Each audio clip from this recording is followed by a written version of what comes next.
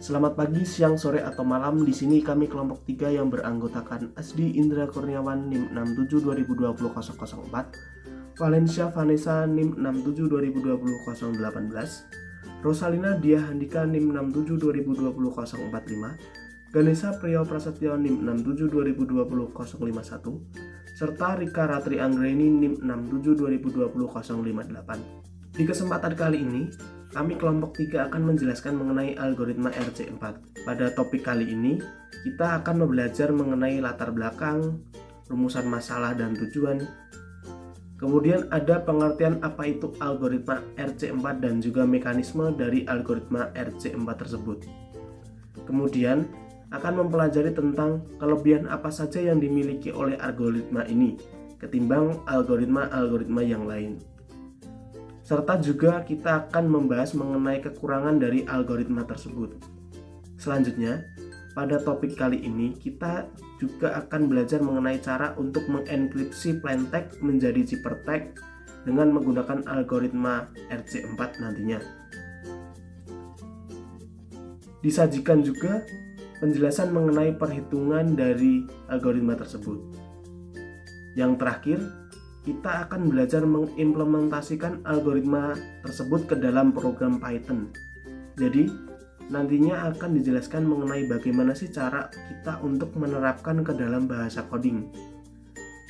Setelah kita belajar mengimplementasikan nantinya, kita langsung dapat untuk melihat output dari hasil coding yang telah kita buat.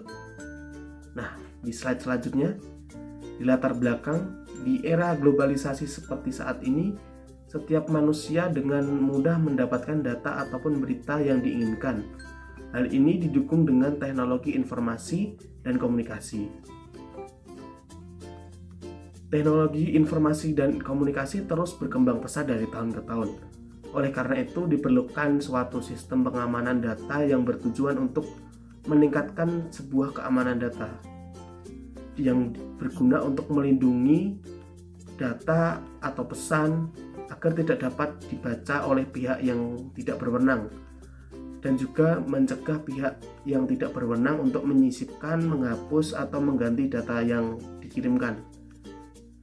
Algoritma RC4 yaitu algoritma reverse cipher 4 adalah sebuah sinkronus sistem cipher, yaitu cipher yang memiliki kunci simetri dan mengenkripsi plaintext secara digit per digit atau byte per byte dengan mengkombinasikan operasi biner yang biasanya yaitu operasi XOR dengan sebuah angka semi acak. Nah, untuk selanjutnya akan dijelaskan oleh teman saya. Rumusan masalah dan tujuan.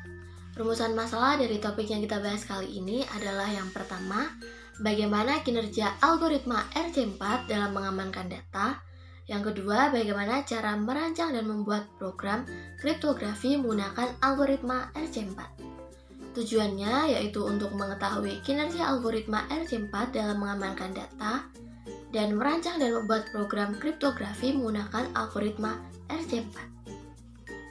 Nah, apa itu algoritma RC4? Algoritma RC4 atau reverse code merupakan salah satu algoritma kunci simetris yang dibuat oleh RSA Data Security (INC) yang berbentuk stream cipher. Stream cipher adalah algoritma sandi yang mengenkripsi persatuan data seperti bit, byte, dan nibble. Setiap mengenkripsi satu satuan data digunakan kunci yang merupakan hasil pembangkitan dari kunci sebelumnya. RC4 menggunakan panjang key dari 1 sampai 256 byte yang digunakan untuk menginisialisasi tabel sebesar atau sepanjang 256 byte. Masing-masing elemen dalam tabel saling ditukarkan minimal sekali. RC4 merupakan salah satu jenis stream cipher, sehingga RC4 memproses input data, pesan, atau informasi pada satu saat. Selanjutnya ada mekanisme dasar kerja RC4. Algoritma RC4 adalah algoritma kriptografi simetrik. Kriptografi simetrik adalah algoritma yang menggunakan kunci untuk proses enkripsi seperti sama seperti kunci untuk proses dekripsi. Nah, kunci enkripsi didapat dari 256 bit state array yang diinisialisasikan dengan sebuah key tersendiri dengan panjang 1 sampai 256 bit. Adapun beberapa hal yang perlu dilakukan dalam pengerjaan algoritma RC4 ialah yang pertama yaitu penginisialisasian array state.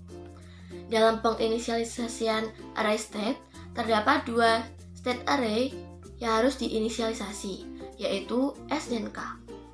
Array S sebesar 256 bit diinisialisasikan dengan angka dari 0 sampai dengan 255. Sedangkan array K sebesar 256 bit diisi dengan key atau kunci dengan panjang 1 sampai 256 bit secara berulang sampai seluruh array K terisi penuh. Nah, setelah itu akan dilakukan case scheduling algoritma atau KSA yang digunakan untuk menghasilkan permutasi dari array S berdasarkan key yang tersedia. Setelah memiliki state array yang telah teracak, maka kita akan menginisialisasikan kembali I dan J dengan 0. Setelah itu, kita lakukan pseudo random generation algoritma atau PRGA untuk menghasilkan kunci enkripsi yang akan di XOR-kan dengan plain text. Untuk menghasilkan kunci enkripsi, PRGA menginkremen I dan menambahkan nilai S yang dikalikan dengan inisialisasi I dan S yang dikalikan dengan inisialisasi J, kemudian menukar nilai keduanya. Dan nilai kunci yang dihasilkan adalah S dengan indeks yang sama dengan jumlah kedua S tersebut, kemudian dimodulkan dengan 256. Selanjutnya ada bit flipping attack atau BFA, yang merupakan serangan pada algoritma stream chipper dengan tujuan untuk mengubah hasil dekripsi dengan cara mengubah bit ciphertext tertentu. Nah, proses pengubahan tersebut itu dilakukan dengan melakukan flip atau membalikan bit tertentu pada ciphertext. Maksud dari proses flip ini untuk mengubah 0 menjadi 1 atau bit 1 menjadi 0. Kemudian, kelebihan dan kekurangan algoritma RC4. Kelebihan algoritma RC4 yang pertama, metode RC4 baik dalam mengenkripsi file dan isi konten ke dalam ciphertext tergolong cepat dan tidak ada kendala. Yang kedua, metode RC4 cocok untuk mendekripsi file dan isi konten ke dalam plain text tergolong cepat dan tidak ada kendala. Yang ketiga, metode RC4 baik untuk mendekripsi file dan isi konten pesan ke dalam plain text tidak mengalami perubahan setelah dan sesudah dienkripsi. Kekurangan algoritma RC4 itu yang pertama yaitu metode RC4 termasuk algoritma yang rawan terserang oleh bit flipping attack atau BFA yang memungkinkan penyerang untuk mengetahui keseluruhan plain text tanpa mengetahui kunci enkripsi. Yang kedua, metode RC4 memiliki kecenderungan untuk menghasilkan array S yang identik atau berulang sehingga perlu diatasi dengan memperbanyak bit kuncinya. Selanjutnya akan dijelaskan oleh teman saya. Oke, selanjutnya adalah proses enkripsi dan dekripsi pada algoritma RC4. Nah, pada tahapan ini dia akan menghasilkan sebuah pseudo random byte dari key yang akan dikenalkan operasi XOR untuk menghasilkan sebuah ciphertext ataupun sebaliknya untuk menghasilkan sebuah plain text. Nah, untuk membangkitkan sebuah enkripsi ataupun dekripsi dilakukan sebuah proses seperti pada rumus yang ada pada di samping. Nah, rumus tersebut yaitu ada X sama dengan Y sama dengan 0, X sama dengan X plus 1 mod 256. Nah, 256 ini dapat dari key, panjang key yang akan digunakan dari proses enkripsi dan dekripsi algoritma RC4. Nah, selanjutnya Y sama dengan Y plus SX mod 256. Kemudian pertukaran isi dari S1 plus SJ K sama dengan SSX plus SY mod 256. Nah, K merupakan kunci yang langsung beroperasi terhadap plain text atau kunci ciphertext. Nah, sedangkan Q adalah kunci utama atau kunci induk. Untuk lebih jelasnya itu kita bisa dapat dilihat pada contoh seperti berikut ini. Nah, untuk mengenkripsi Misalkan untuk mengenkripsi sebuah kata halo dengan kunci 2573. Nah, pertama yang kita lakukan yaitu menginisialisasi array S 4 bit. Nah, 4 bit ini didapat dari kata halo tadi karena HALO ada 4 bit. Nah, sehingga terbentuklah state array S dan state array K sebagai berikut, di mana S-nya yaitu ada 0, 1, 2, 3, di mana kata halo tersebut diawali dengan array 0 hingga array 3. Kemudian array K yaitu didapat dari kunci yang diawali yaitu 2, 5, 7, dan 3. Selanjutnya inisialisasi I dan J dengan 0, kemudian dilakukan key SI agar tercipta state array yang acak. Nah, penjelasan iterasi lebih lanjut itu dapat dijelaskan sebagai berikut. Nah, langkah pertama yaitu iterasi 1, di mana diawali dengan I dan J yaitu 0, di mana diawali sebuah inisialisasi I sama dengan J yaitu 0, yaitu J sama dengan 0 plus S 0 plus K 0 mod 4. Nah, mod 4 ini dapat dari tadi kata halo 4 bit. Nah, selanjutnya sama dengan 0 plus 0 plus 2 mod 4 sama dengan 2, di mana 2 mod 4 adalah 2. Kemudian kita lakukan swap antara S0, S2 yaitu array 0 dan array 2 menjadi 2, 1, 0, 3. Nah, kenapa bisa dari array 0 itu adalah 0, kemudian array 2 yaitu 1, jadi 2 array 0 yaitu 0, kemudian array 2 kan 2, jadi antara 0 dan 2 kita tukar yaitu menjadi 2, 1, 0, 3. Selanjutnya masuk ke iterasi 2, di mana I di sini sudah menjadi 1, yaitu inisialisasi tadi diawali dengan 0. Kemudian selanjutnya 1, jadi I sama dengan 1, kemudian J sama dengan 2. Nah, 2 di sini didapat dari hasil J iterasi 1, yaitu 2. Jadi 2 plus S1 plus K1 mod 4 mod 4. Nah, sama dengan 2 plus 1 plus 5 mod 4 sama dengan 0, di mana 8 mod 4 sama dengan 0. Kemudian lanjut kita lakukan swap, yaitu array 1 dan array 0, di mana array 1 yaitu 1, array 0 yaitu 2. Jadi kita tukar antara array 2 dan 1. Jadi 1, 2, 0, 3. Selanjutnya iterasi 3, di mana lakukan I sama dengan 2.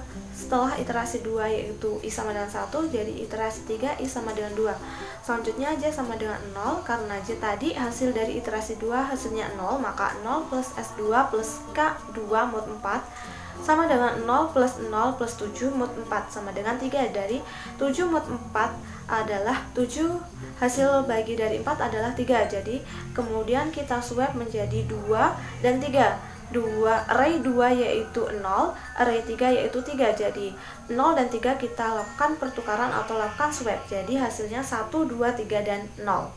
Selanjutnya akan dilanjutkan oleh teman saya. Selanjutnya kita masuk ke iterasi keempat, di mana nilai I akan menjadi 3, kemudian nilai J akan menjadi 2. Nilai J sama dengan 2 ini berasal dari nilai J sebelumnya ditambah dengan nilai array S ditambah dengan nilai array K lalu dimodkan dengan 4. Dengan demikian diperoleh hasil array S terbaru adalah 1, 2, 0, dan 3. Hasil array S terbaru ini diperoleh dari formula swap antara array S3 dengan array S kedua.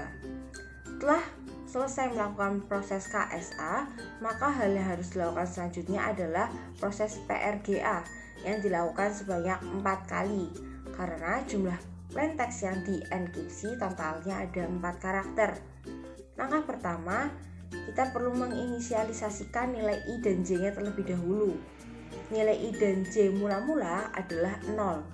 Lalu pada iterasi pertama, nilai I-nya akan berubah menjadi 1. Nilai I sama dengan 1 diperoleh dari perhitungan 0 plus 1 lalu dimodkan dengan 4. Kemudian nilai J diperoleh dari hasil penjumlahan nilai J mula-mula yaitu nilai J sebelumnya ditambah dengan array S ke-1 lalu dimodkan dengan 4. Sehingga diperoleh hasil J sama dengan 2. Dengan demikian hasil array S terbarunya adalah 1, 0, 2, dan 3 yang diperoleh dari formula swap array S ke-1 dan array S kedua. Lalu langkah selanjutnya adalah mencari kunci. Kunci sendiri dapat diperoleh dari hasil penjumlahan antara area S ke-1 dan area S ke-2 lalu dimodkan dengan 4.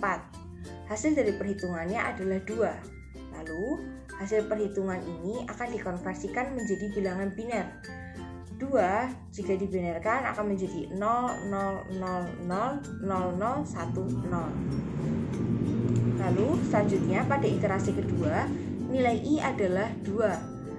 Diperoleh dari perhitungan 1 ditambah 1, lalu dimodkan dengan 4. Kemudian nilai J diperoleh dari hasil penjumlahan nilai J mula-mula atau nilai J sebelumnya, ditambah dengan area S2, lalu dimodkan dengan 4, sehingga diperoleh hasil J sama dengan 0. Dengan begitu, hasil area S terbarunya adalah 2013 yang dihasilkan dari formula swap area S kedua dan area S ke-0. Lalu langkah selanjutnya adalah mencari kunci. Kunci sendiri diperoleh dari hasil penjumlahan antara area S kedua dan area S ke-0, lalu dimodkan dengan 4. Hasil perhitungan yang diperoleh adalah 3. Lalu angka 3 tersebut dikonversikan ke dalam bilangan biner menjadi 00000011. Lalu pada iterasi ketiga, nilai I-nya akan sama dengan 3 yang diperoleh dari 2 ditambah 1, lalu dimodkan dengan 4. Kemudian nilai J diperoleh dari hasil penjumlahan nilai J mula-mula ditambah dengan area S ketiga, lalu dimodkan dengan 4, sehingga diperoleh hasil J sama dengan 3. Dengan demikian, hasil area S terbarunya adalah 2013 dari formula swap area S ketiga dan area S ketiga, alias tidak ada perubahan atau pertukaran apapun karena sama-sama area S ketiga. Lalu langkah selanjutnya adalah mencari kunci. Kunci diperoleh dari hasil penjumlahan antara area S ketiga dan area S ketiga, lalu dimodkan dengan 4. Hasil perhitungan ini adalah 2. Kemudian angka 2 tersebut dikonversikan ke dalam bentuk biner, yaitu 00000010. Lalu pada iterasi keempat, nilai I-nya akan sama dengan 0. Ini diperoleh dari perhitungan 3 ditambah dengan 1, lalu dimodkan dengan 4. Kemudian nilai J diperoleh dari hasil penjumlahan nilai J mula-mula ditambah dengan area S ke-0, lalu dimodkan dengan 4, sehingga diperoleh J sama dengan 1, dan dengan demikian diperoleh nilai area S terbarunya adalah 0213 yang dihasilkan dari formula swap area S ke-0 dan area S ke-1. Lalu langkah selanjutnya adalah mencari kunci. Kunci sendiri diperoleh dari hasil penjumlahan antara area S ke-0 dan area S ke-1, lalu dimodkan dengan 4. Hasil dari perhitungannya adalah 2. Lalu angka 2 ini akan dikonversikan ke bilangan biner menjadi 00000010.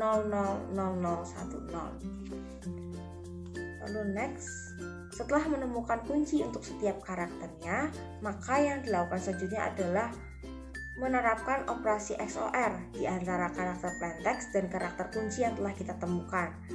Pada tabel pertama, kita bisa melihat bahwa kode ASCII dari huruf HALO akan menjadi plaintext yang akan di XOR-kan dengan key yang kita baru saja peroleh dari operasi sebelumnya, di mana peraturan XOR akan menghasilkan 1 apabila plaintext dan key-nya berbeda.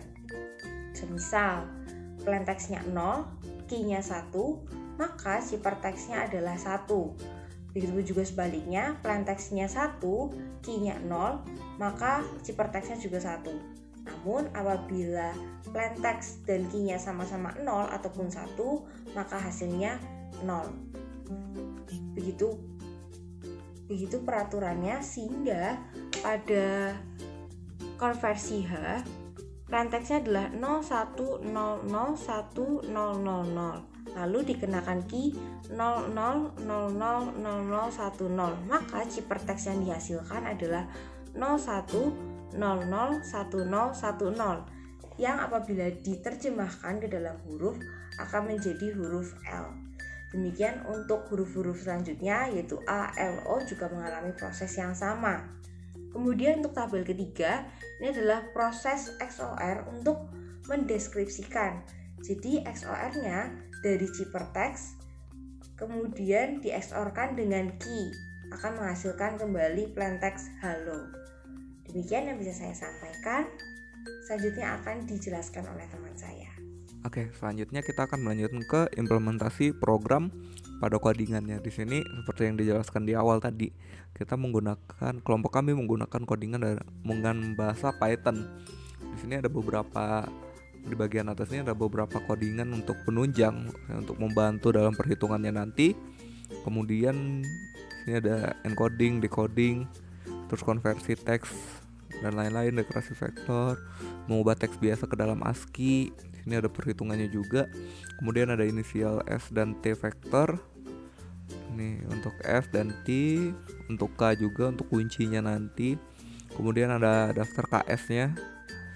Ini ada perhitungan yang tadi sama juga seperti yang dijelaskan di contoh saat perhitungan manual tadi. Kemudian ada PRGA-nya juga, di sini ada J dan lain-lain. Ada XOR-nya, lalu ada konversi ASCII lagi. Membuat file dengan teks sandi, membuat cap file dengan teks sandi, kemudian ada enkripsi.